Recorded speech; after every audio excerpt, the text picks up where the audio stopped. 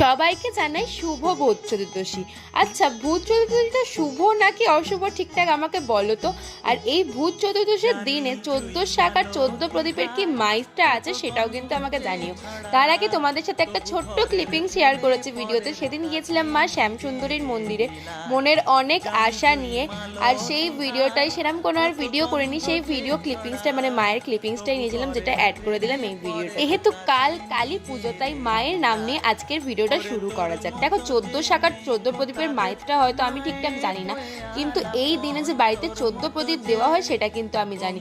তাই বসে পড়েছিলাম আজকে প্রদীপগুলো ডিজাইন করতে। এই প্রদীপগুলো না আমার বাড়িতে 2 বছর ধরে পড়েছিল, মানে 2 বছর ধরে আমি এটাকে ডিজাইন করব ভেবেই গেছি, করতে আর পারিনি। কিন্তু জানি না আজ হুট করে কি মন গেল, আজকেই ভূত চতুর্দশী, আজকেই দুপুরবেলা আমি বসে পড়েছিলাম এগুলোকে রং করার জন্য। কেমন হয়েছে অবশ্যই জানি, আর কখানা প্রদীপ আছে গুনে কিন্তু কমেন্ট করে জানিও।